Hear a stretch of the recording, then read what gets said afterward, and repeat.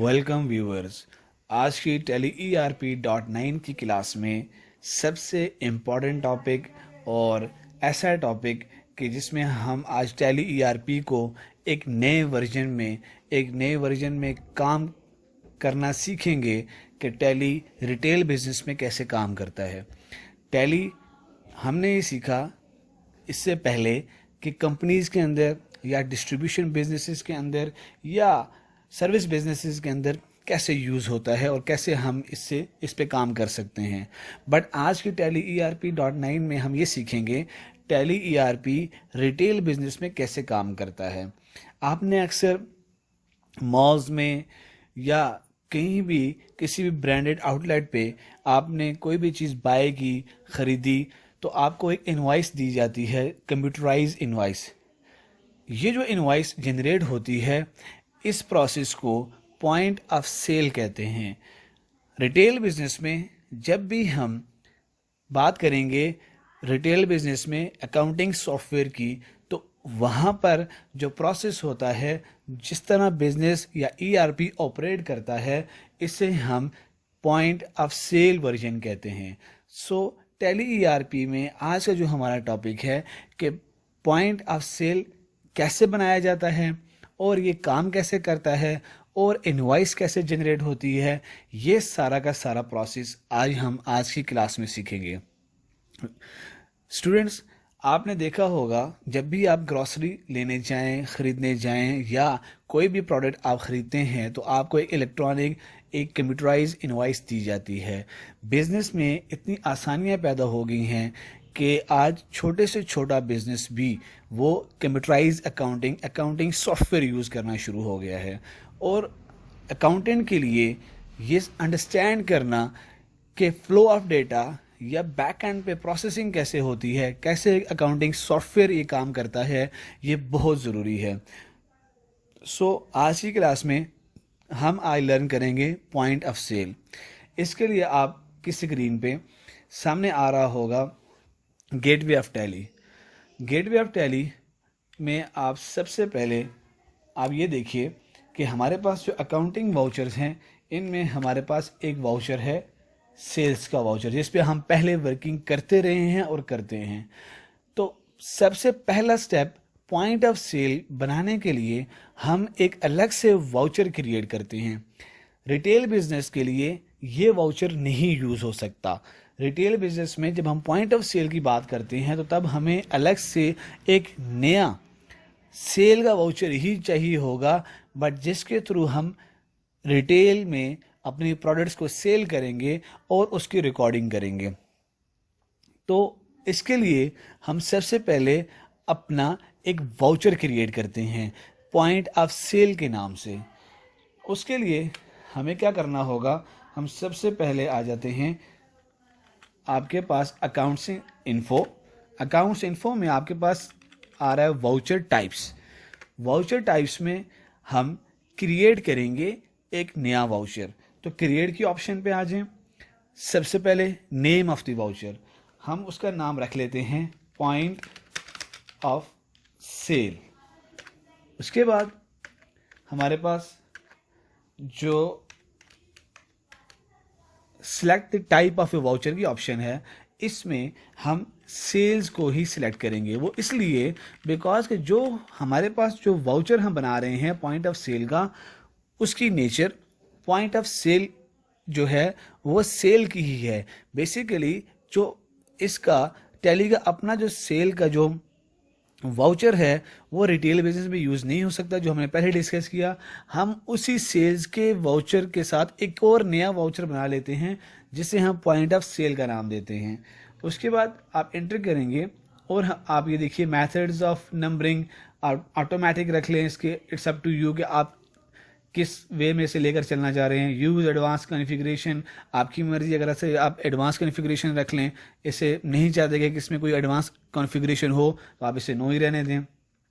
उसके बाद इन सब को आप नो रहने दें। Enable default accounting allocation, sale alter default accounting entries, it's up to you कि आप अपने पॉइंट ऑफ सेल जो आपका रिटेल बिजनेस है उसमें आप क्या करना चाह रहे हैं और कैसे इसे यूज़ करना चाह रहे हैं।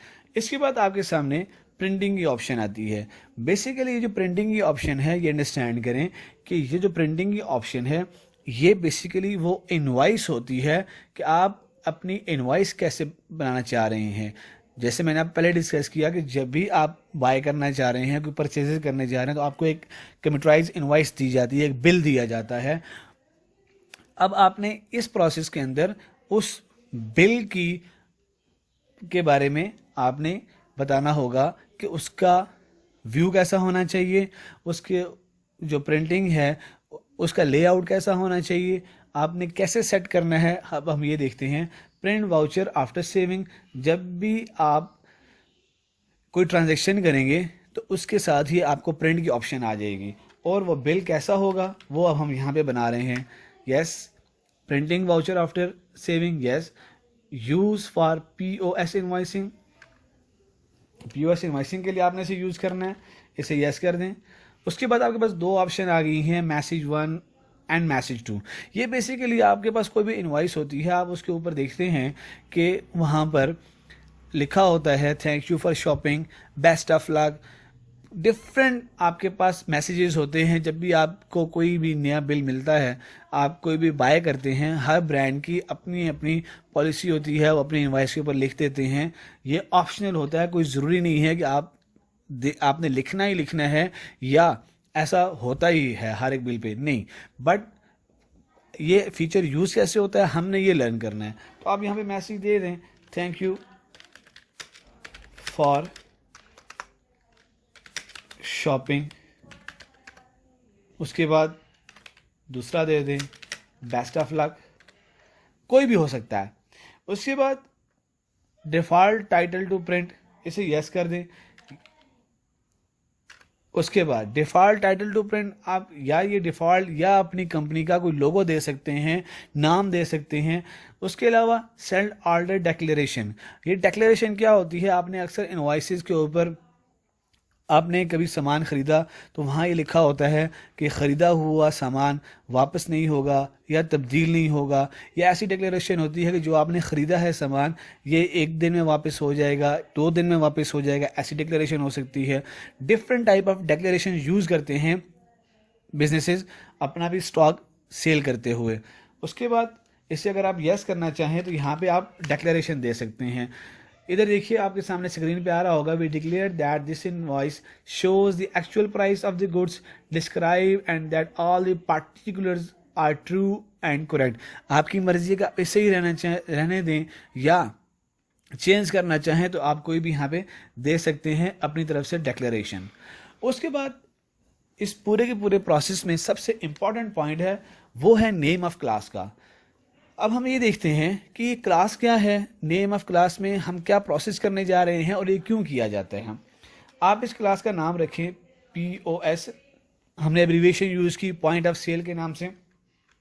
उसके बाद आपके पास जो नेक्स्ट आइकन आई है इसमें आपके सामने जो शो हो रहा है वो है gift vouchers, credit card, debit card payment, cheques और DD एंड कैश।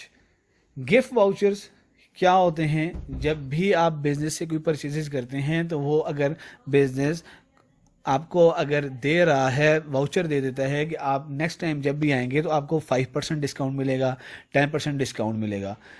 अब बीइंग ए बिजनेसमैन हम ये देखना चाह रहे हैं कि हम इन ऑप्शंस को कैसे यूटिलाइज करेंगे, ये क्या हैं और क्यों यूज़ होते हैं। अब देखिए गिफ्ट वाउचर का मैंने अभी आपको बताया। अब इसके बाद जो नेक्स्ट ऑप्शन आ रही है वो है लेजर नेम।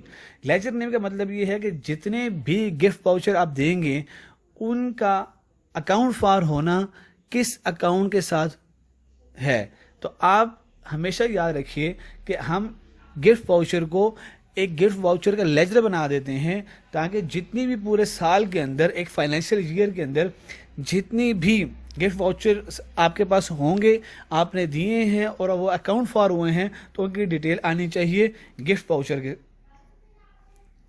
उसके बाद आप यहाँ पे क्या करें, ऑल्ट C करके गिफ्ट वाउचर का एक लेजर बना लें, गिफ्ट वाउचर।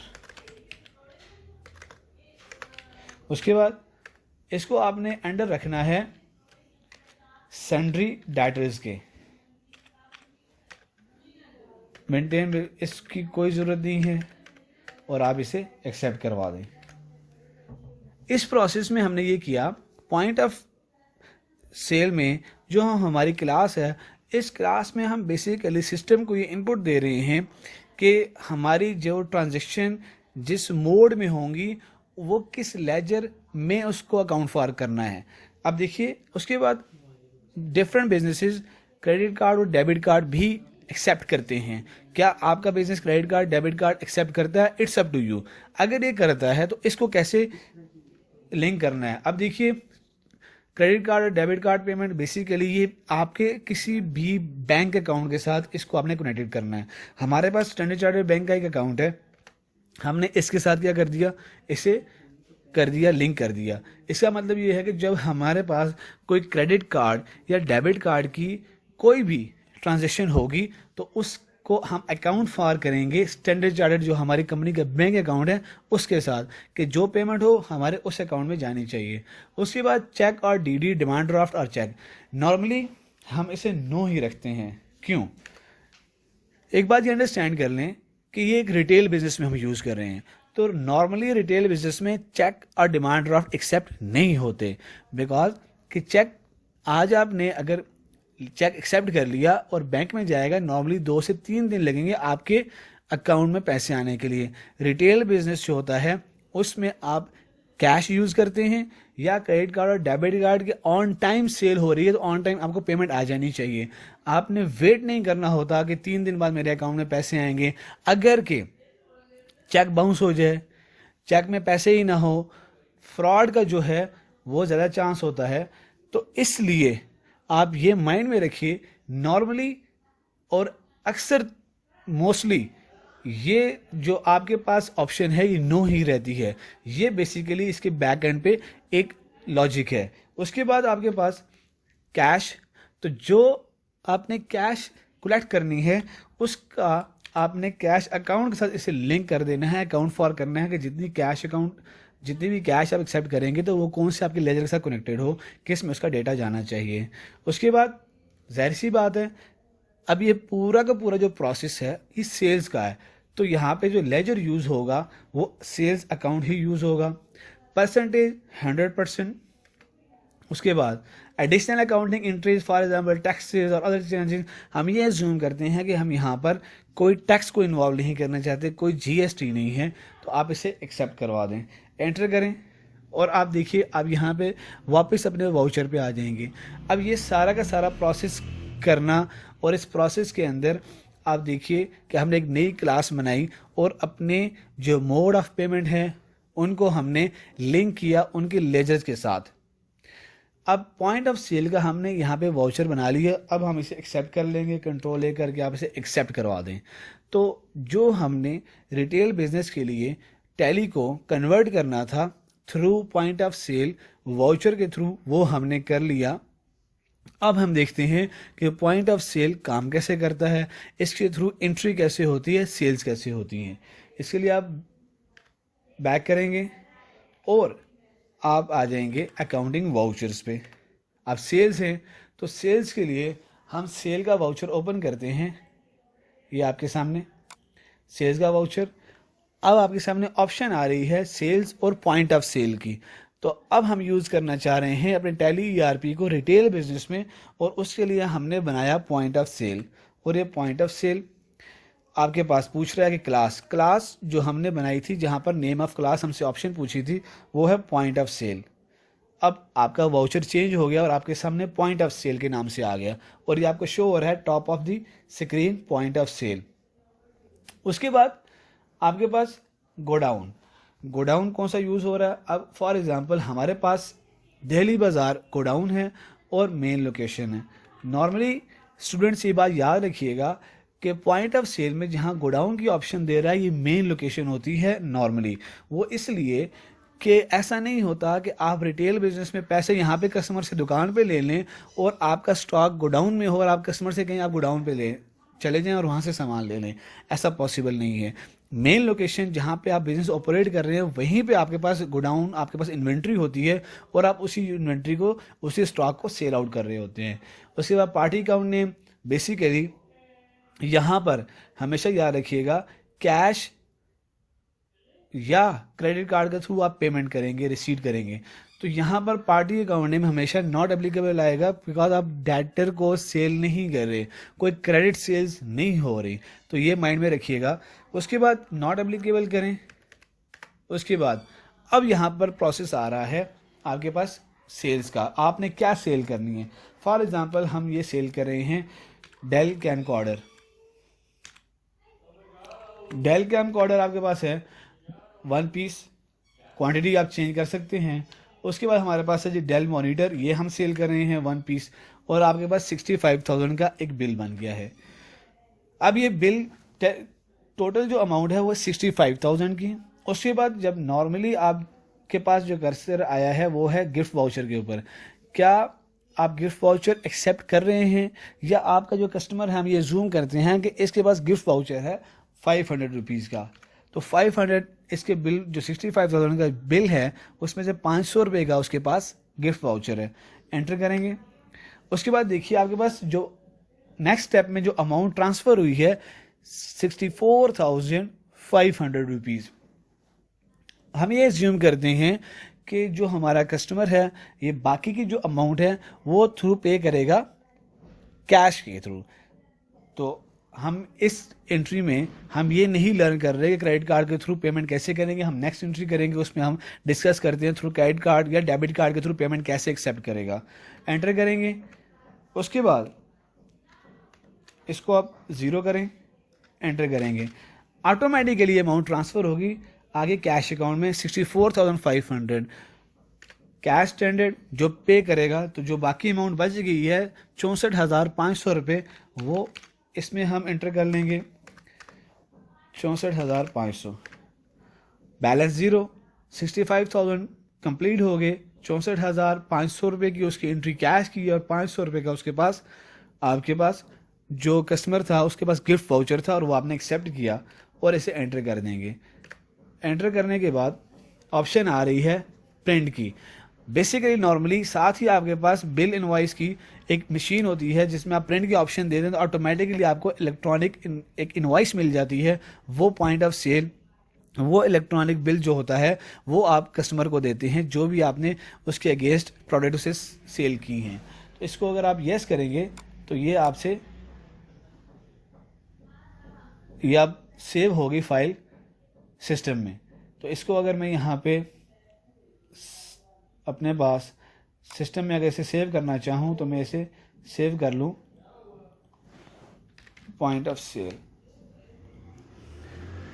तो हमारे पास ये एक कंप्लीट प्रोसेस था जिसके थ्रू हम पॉइंट ऑफ सेल की एंट्री करते हैं।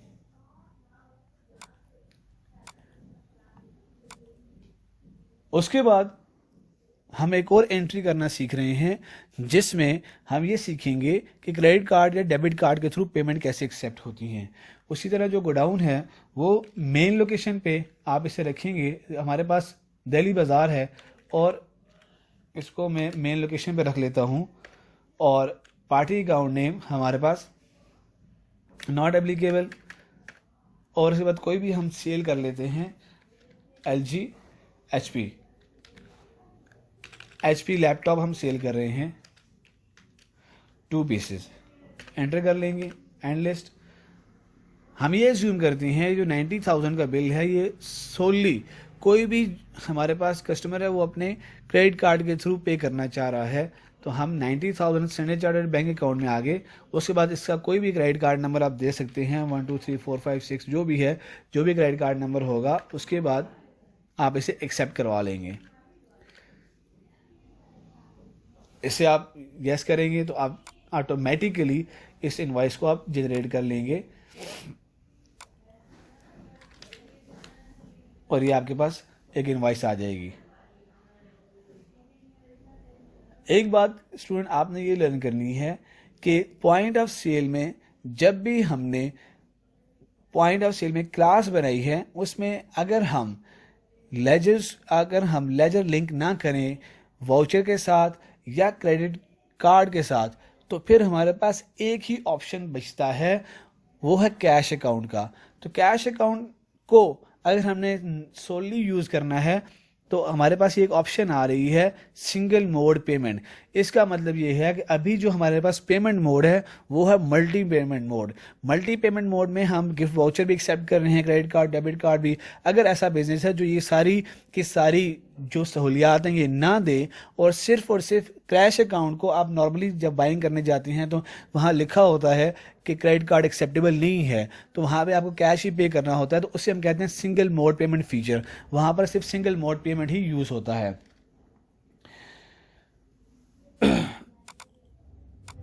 इसके बाद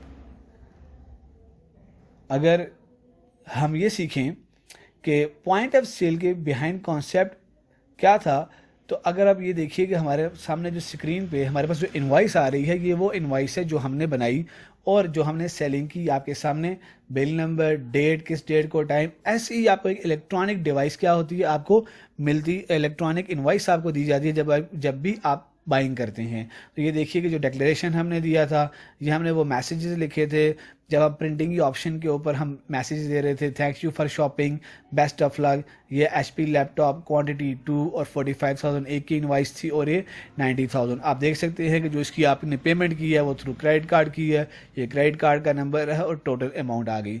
तो ये बेसिकली एक फुल फ्लेज कॉन्सेप्ट होता है। इसके पीछे पॉइंट ऑफ सेल कैसे काम करता है, पॉइंट ऑफ सेल के अंदर रिपोर्टिंग कैसे होती है, फ्लो ऑफ डेटा कैसे होता है, सिस्टम कैसे काम करता है, ये इनवाइस कैसे जनरेट होती है और ये काम कैसे करता है। तो आई होप स्टूडेंट आपको ये अंडरस्टैंड हुआ होगा कि रिटेल बिजनेस के अंदर अकाउंटिंग सॉफ्टवेयर कैसे काम करता है, उसके अंदर फ्लो ऑफ डेटा कैसे होता है, डेटा प्रोसेसिंग कैसे होती है और पॉइंट ऑफ सेल बनाया कैसे जाता है टैली ERP.9 पे। Thank you for watching. अगर आपको कोई क्वेश्चन हो तो आप कमेंट बॉक्स में कमेंट कर सकते हैं। अगर आपने अभी तक हमारा चैनल सब्सक्राइब नहीं किया तो काइंडली सब्सक्राइब कीजिए और बेल आइकन के बटन को प्रेस कीजिए। Thank you.